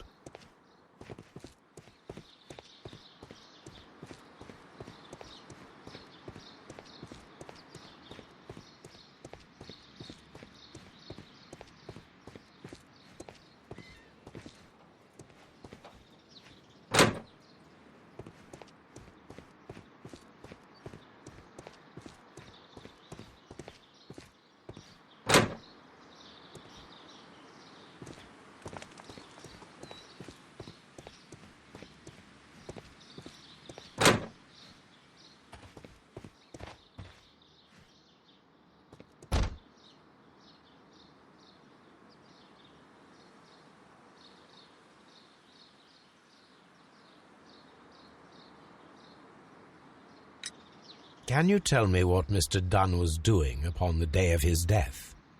I can, but there is nothing very special to say. I was in the laboratory when I saw Mr. Dunn heading towards me. Tuesday is the day of his weekly visit.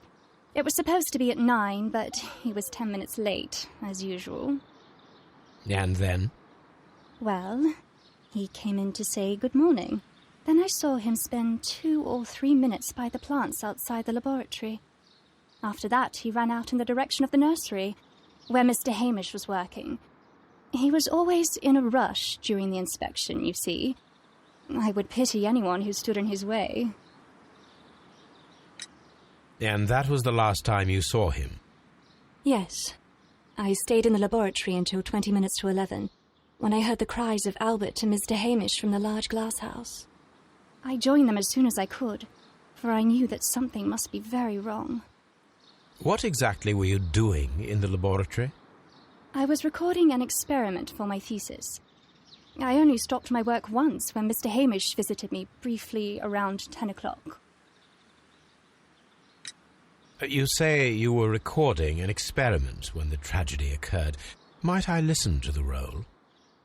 Certainly. Please do. You will find it in the laboratory. It is number 320. Thank you, miss.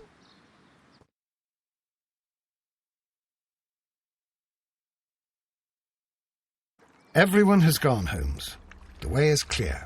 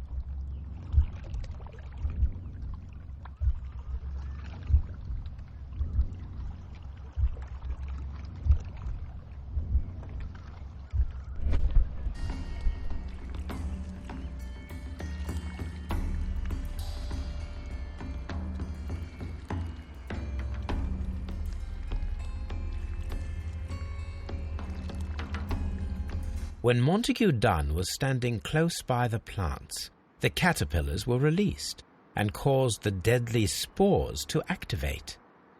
Panicking, and likely already half asphyxiated, Montague Dunn started back and knocked over the bust. He rushed to the door, but it was locked. He had to force it open with his shoulder. We already know the outcome. Montague Dunn collapsed and died not far from the pool. Well, it is time to perform our experiment on the ventilation system.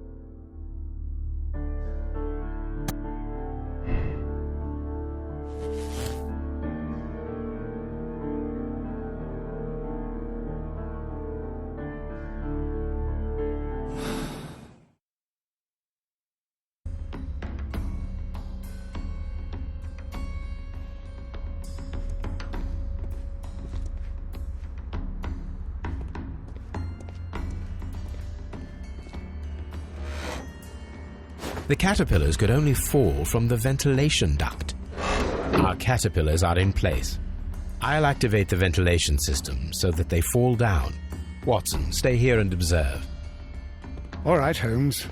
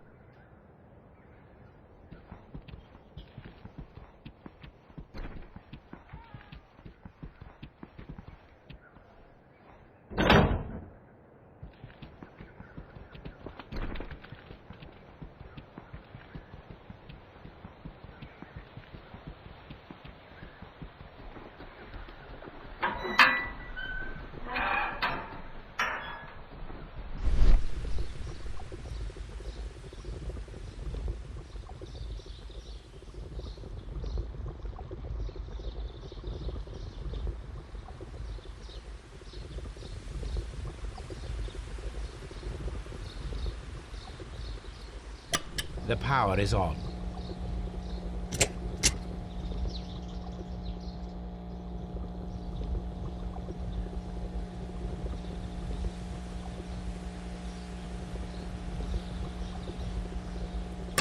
The engine has started.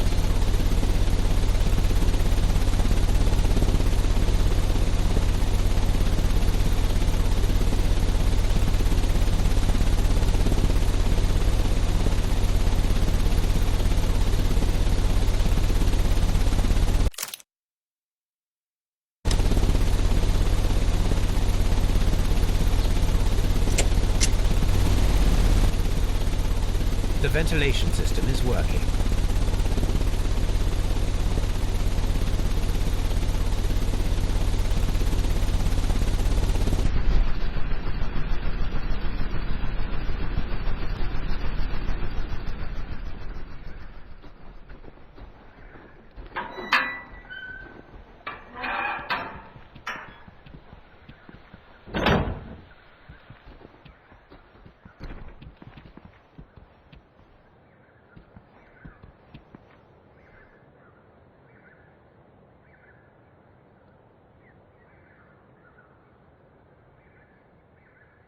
Excellent.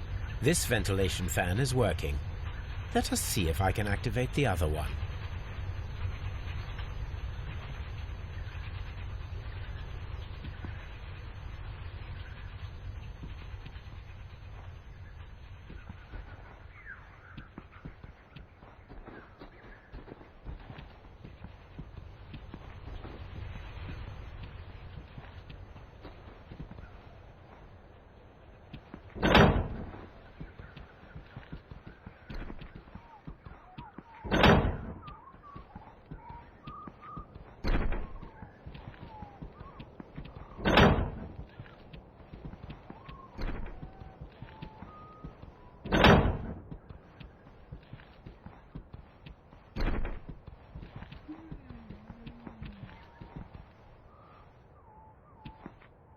Before I activate the fan, I need to check if the interior of the Colonial Collection Room can be seen from here. We can see the interior of the Colonial Collection Room from this window. Perfect. Now I just need to find Watson to check the result.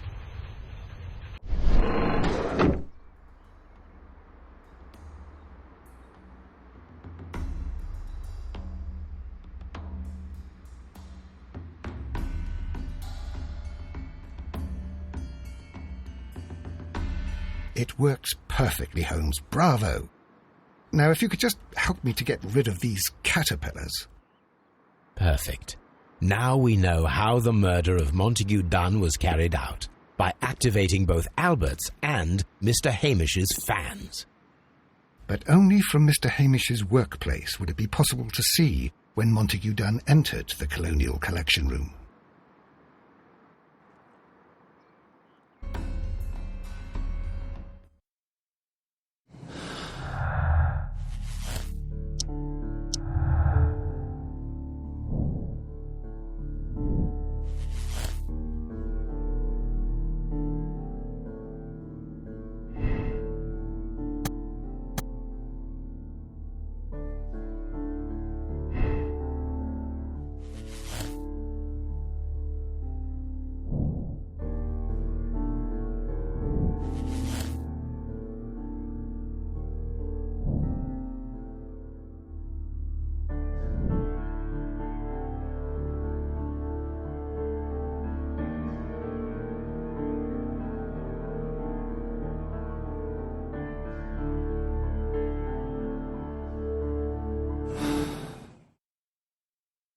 Let's go to Scotland Yard.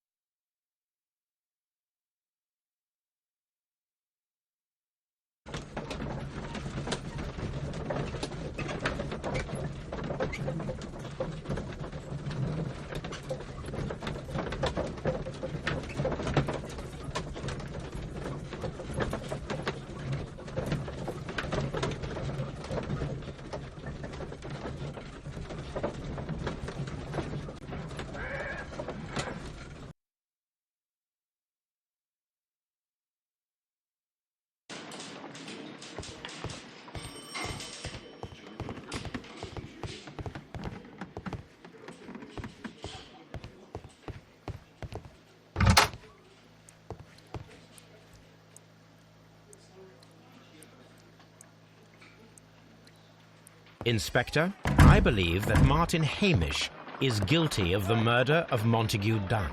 Aha! I knew it. I'll send the lads around to arrest him. Very good. I shall wait to hear from you.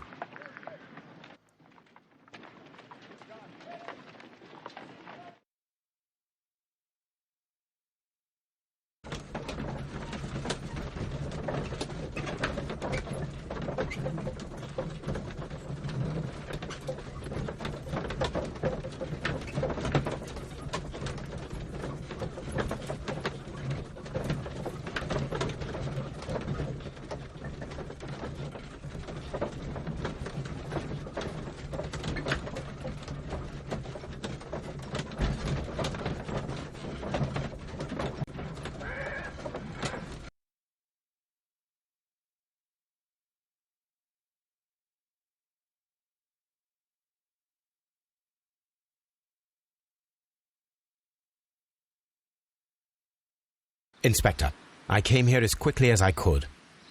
Martin Hamish is in the large glass house. There's no need to hurry.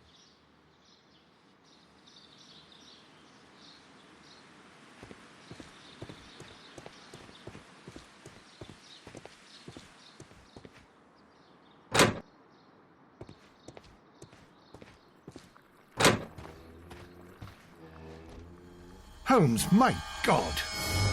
Yes, we found him like that. Our messing around with the ventilation system didn't go unnoticed.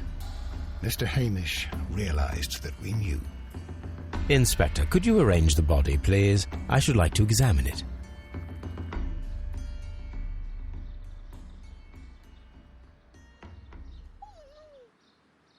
The mark around the neck is very visible.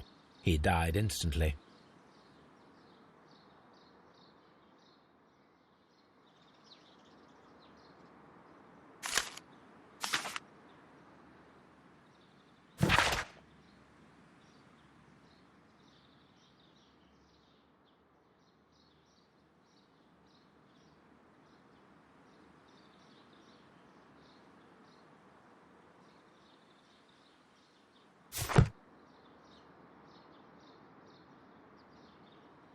Holmes, his left shoe is unique. This anomaly is often a characteristic of... A club foot. Bravo, Watson. That is the key element of this case.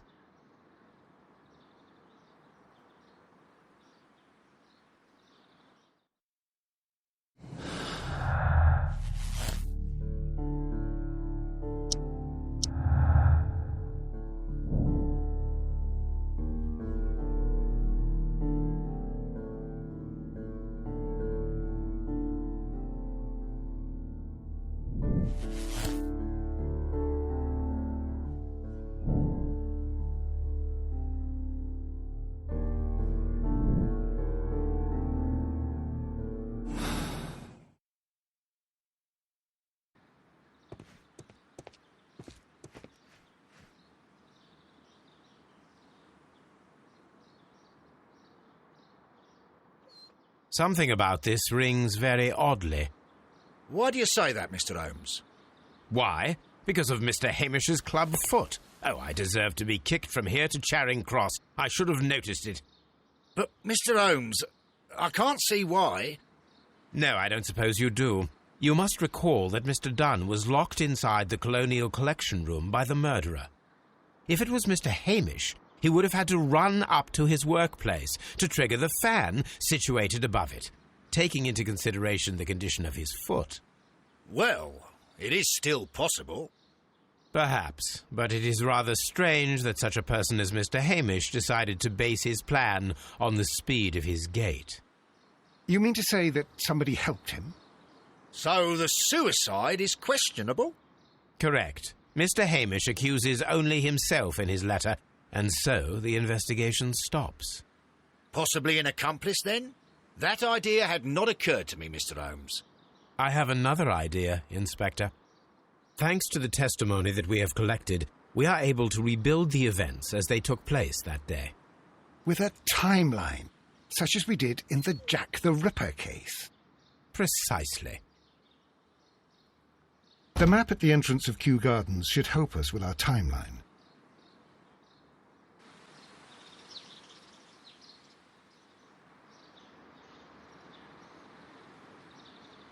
Let us analyze the facts and statements so that we may recreate the events of that morning.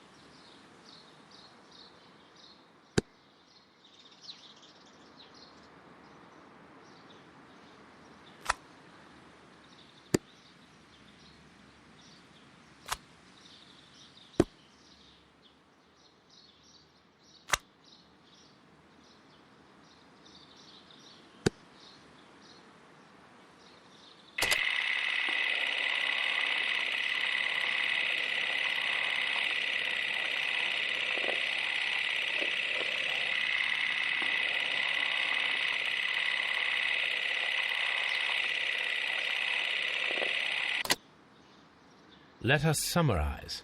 Montague Dunn was poisoned inside the Colonial Collection Room.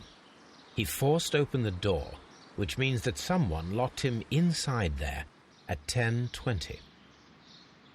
Martin Hamish was last seen at 10:10. This means that he has approximately 10 minutes to lock the door of the Colonial Collection Room. Given that he was club-footed, it is doubtful. Albert also has 10 minutes to lock the door of the Colonial Collection Room, which is quite enough time. Miss White was last seen at 10 o'clock, which means that she had approximately 20 minutes to lock the door, more than enough time. Perfect, Watson. Now, let us ascertain who assisted Martin Hamish in killing Montague Dunn.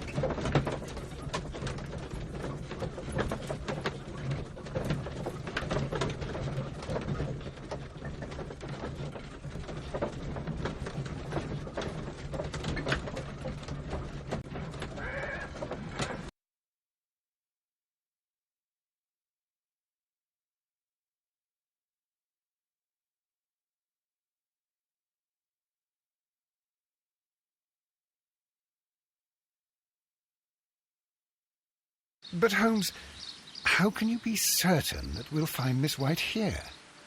It is obvious, Watson. Just use your brain. I am using it. I do use it. Now that the rope has tightened around Martin Hamish, Miss White must act to erase all traces of her implication. After the suicide of her accomplice, there is one final trace remaining, the deadly plants of the Divine Syndicate. She will be there. Very good.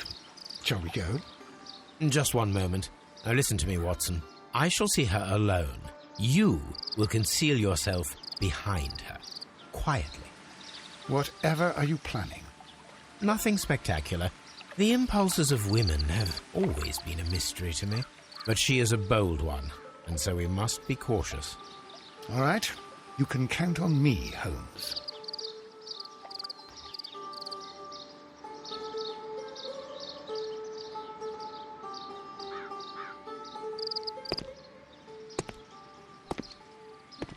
Mr. Holmes, good day to you. You do not seem surprised, Miss White. Well, I was expecting you. Not for too long, I believe. So please tell me, as it is still unclear, who planned the murder? Was it you? You were wrong, Mr. Holmes.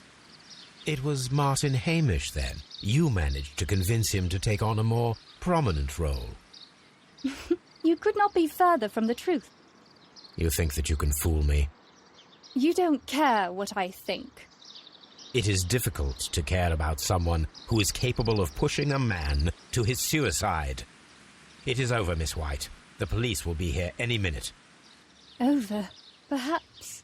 One moment you were here, and the next, you were on the other side. The other side? No! Stop!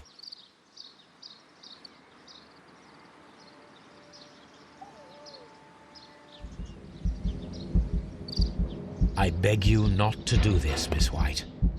Don't come any closer.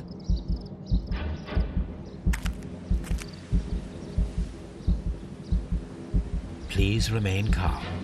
We can help you. Not one step further. Don't try to stop me.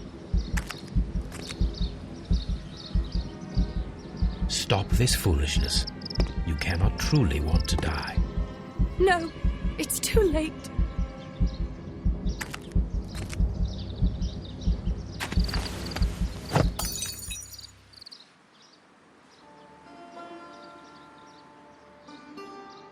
Well done, Watson. She was not faking. Miss White, you have no right to take your own life. Dr. Watson? Did you just save me? Or worse?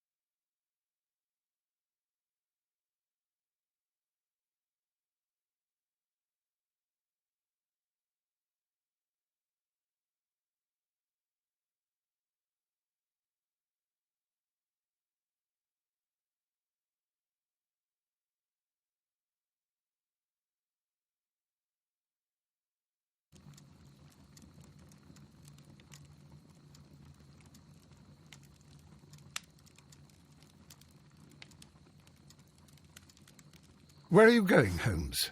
Have you been invited somewhere? We have been invited, Watson. We have? Where to? To the Baker Street Irregulars' annual dinner.